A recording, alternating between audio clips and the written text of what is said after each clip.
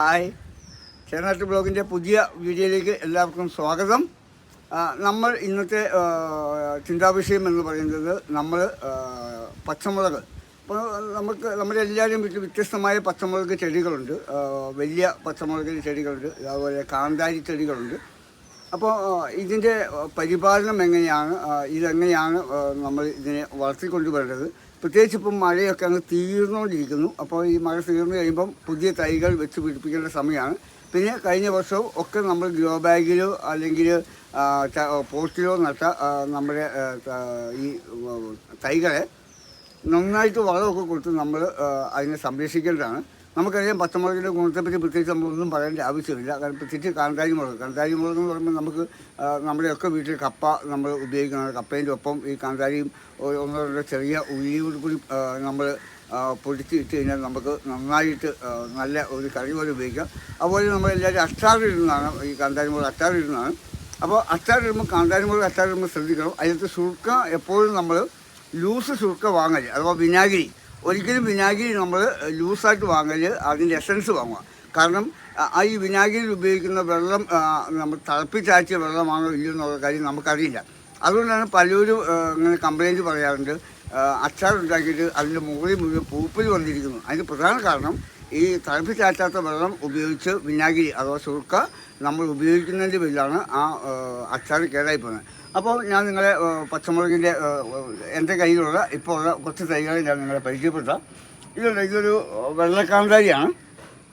ഈ കാന്താരി പ്രത്യേകിച്ച് ഇതെല്ലാം മുകളിലേക്ക് കായ്ക്കുള്ളൂ. നമുക്കറിയാം കാന്താരി എപ്പോഴും മുകളിലേക്ക് കായ്ക്കുന്നതാണ്. ഇപ്പം നിറയെ ഞാനൊരു വെണ്ട നിന്ന ഒരു പോട്ടിനകത്ത് ഇത് നട്ടതാണ്. അപ്പോൾ ഇത് നോക്കിയേ, ഇത് വളരെ ഭംഗിയായിട്ട് ഇതിൻ്റെ ഓരോ സ്ഥലത്തും ഓരോ തലങ്ങളിലെ നല്ല നല്ല ഇഷ്ടംപോലെ പഴുത്തിരിക്കുന്നു. അതുപോലെ എല്ലാം പഴക്കാറായി ഇരിക്കുന്നതാണ്. ഇത് കൊല കുത്തി കായ്ക്കുവാണ്. ഇതേപോലെ നല്ല ശക്തമായിട്ട് കായ്ച്ചുകൊണ്ടിരിക്കുന്നതാണ് നമ്മുടെ എല്ലാം. ഇപ്പോൾ നമ്മുടെ കുറേ വെണ്ട തൈകളൊക്കെ ഇവിടെ നിൽപ്പുണ്ട്, പുതിയ പുതിയ തക്കാളി തൈ നിൽപ്പുണ്ട്. അതേപോലെ തന്നെ നമുക്ക് ഇത് ഇവിടെ നിൽക്കുന്ന ഒരു തൈ ഉണ്ട്. ഇതിലും കണ്ടില്ലേ നിറയെ ഇത് കായ്ച്ചിങ്ങനെ ഇരിക്കും. ഇത് ഈ മഴക്കാലത്തെ ഞാൻ അഭിമുഖീകരിച്ചാണ്.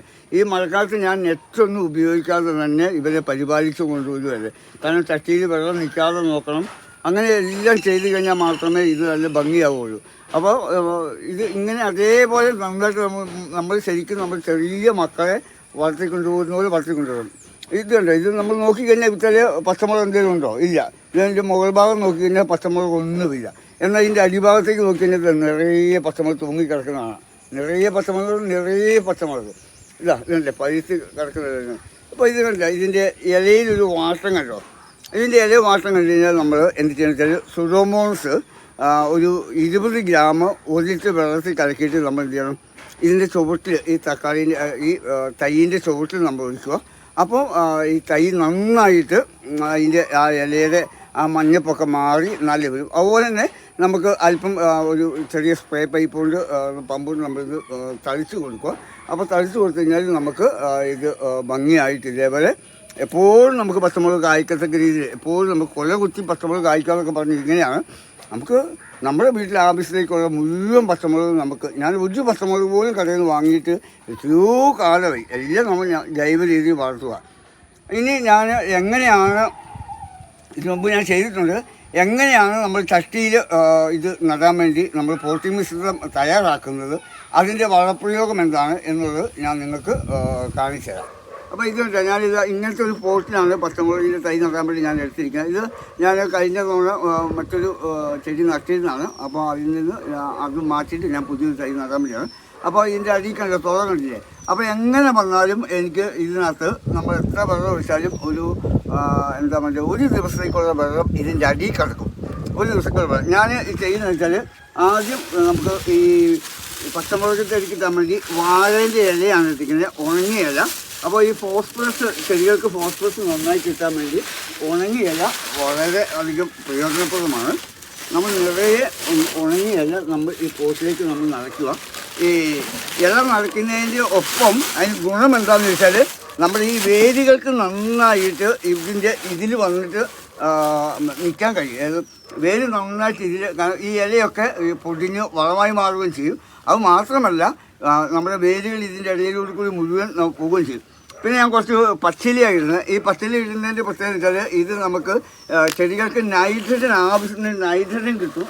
ഈ നൈട്രജൻ അതിൻ്റെ അളവ് ചെടികൾക്ക് എപ്പോഴും നല്ലതാണ്. അവർക്ക് നല്ല രീതിയിൽ ആഹാരം വേരുകൾക്ക് ആഹാരം വലിച്ചെടുക്കാൻ, അതേപോലെ തന്നെ മറ്റ് വെള്ളം വലിച്ചെടുക്കാൻ ഇതൊക്കെ നൈട്രജൻ്റെ അളവ് വേണം. അപ്പോൾ ഇതേപോലെ നമ്മൾ ഞാൻ നിറച്ചിങ്ങനെ വെച്ചിരിക്കാം.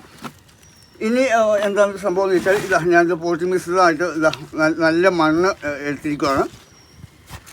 ഈ മണ്ണിലേക്ക് ഞാൻ എന്താ വെച്ചാൽ നമുക്ക് ആവശ്യത്തിന് ഇതാ ഞാനിവിടെ ആശങ്കാശാണ് എടുത്തിരിക്കുന്നത്. നമ്മളിൽ ഉണ്ടെങ്കിൽ ചാണകപ്പൊടി ആശങ്കാശം അത് നമ്മൾ ഉപയോഗിക്കുക. ഇതല്ല ചകിരിച്ചോറാണിത്, ചകിരിച്ചോറാണ്. അപ്പോൾ നമ്മൾ ഈ ചകിരിച്ചോറ് ഇതിലേക്ക് പോട്ടി മിശ്രിതത്തിലേക്ക് നമ്മൾ മണ്ണിലേക്ക് നമ്മൾ ചകിരിച്ചോറിൽ കൂടി നമ്മൾ ഇട്ടിരിക്കുകയാണ്. ഇത് ഒരു 10 ഗ്രാം വേപ്പ് മണ്ണാക്കും 10 ഗ്രാം എല്ലുപൊടിയാണ് ഞാൻ ഇതിനകത്ത് എടുത്തിരിക്കുന്നത്. അപ്പോൾ ഒന്നുകൂടി കൂടി ഞാൻ പറയാം, നമ്മൾ കല്ലൊന്നും ഇല്ലാത്ത നല്ല മണ്ണ് നമ്മൾ എടുത്ത് അത് കുമ്മായൊക്കെ ഇട്ട് നമ്മൾ 9 ദിവസം വെച്ച് ആ മണ്ണ് നമ്മൾ എടുത്തിട്ട് അതിലേക്ക് ഒരു 10 ഗ്രാം മുതൽ 20 ഗ്രാം വരെ, അത് നമ്മുടെ ഇഷ്ടം പോലെ നമ്മുടെ കയ്യിലുള്ളതനുസരിച്ച് നമ്മൾ ചെയ്യുക. അത്രയും നമ്മൾ ഈ മണ്ണിലേക്ക് നമ്മൾ എല്ലുപൊടിയും വേപ്പിണ്ണാക്കും നമ്മൾ ഇടുക. പിന്നെ ഇതിൻ്റെ വേരുകൾക്ക് നല്ല ഓക്സിജൻ കിട്ടാനും മണ്ണ് എപ്പോഴും സ്മൂത്തായിരിക്കാനും നമ്മൾ ആവശ്യത്തിന് ചകിരിച്ചോറ് നമ്മൾ ചേർക്കുക. ഈ ചകിരിച്ചോറ് ചേർത്തതിന് ശേഷം നമ്മൾ അതിലേക്ക് ചാണകപ്പൊടി, നമുക്ക് ചാണകപ്പൊടി ചേർക്കാം, അല്ലെങ്കിൽ എല്ലുപൊടി ചേർക്കാം, അല്ലെങ്കിൽ ആട്ടിൻകാശം ചേർക്കാം, അല്ല അങ്ങനെയുള്ള ജൈവ രീതിയിലുള്ള എല്ലാ സംഭവവും ചേർക്കാം. ഇതല്ലേ ഈ മണ്ണൊക്കെ ഇപ്പോൾ നല്ല ലെവലിലായി. ഇത് നമ്മൾ ഇനി നമ്മുടെ പോട്ടിലേക്ക് നമ്മൾ നിറച്ച് കൊടുക്കുകയാണ്. പോട്ട് നമ്മൾ ഇന്ന് എടുത്ത് വെച്ചു, നമ്മുടെ പോട്ടിലേക്ക് നമ്മൾ ഇട്ട് കൊടുക്കുന്നു. അപ്പം ഇപ്പോൾ നിങ്ങൾക്കൊരു സംശയം ഉണ്ടാവും, ഇതിൻ്റെ മുകളിൽ മുഴുവൻ ഇലയാണല്ലോ വെച്ചിരിക്കുന്നത്. അപ്പോൾ ഇതിൻ്റെ അടിയിലേക്ക് ഈ മണ്ണ് പോകും, എന്ത് ചെയ്യും, വേരുകൾ അടിയിൽ. അപ്പോൾ നമ്മൾ വെള്ളം ഒഴിക്കുമ്പോൾ ഈ ഇലേൻ്റെ ഇടയിലൂടെ കൂടി മുഴുവൻ മണ്ണുകൾ ഈ മണ്ണ് ഈ പോട്ടി മിശ്രിതം നേരെ താഴേക്ക് ഇറങ്ങി അങ്ങ് പോയിക്കോളും. അപ്പോൾ അവിടെ നമുക്ക് നല്ല വിശാലമായിട്ട് ഇതിൻ്റെ അടിഭാഗത്തൊക്കെ നമുക്കുണ്ടാകും. അപ്പോൾ ഇതിൻ്റെ മറ്റൊരു പ്രത്യേകത എന്ന് വെച്ചാൽ നമുക്ക് ഇതിപ്പോൾ നമ്മൾ ഫുള്ളായിട്ടാണ് ഇങ്ങനെ നിറച്ച് വെച്ചിരിക്കുകയാണ്.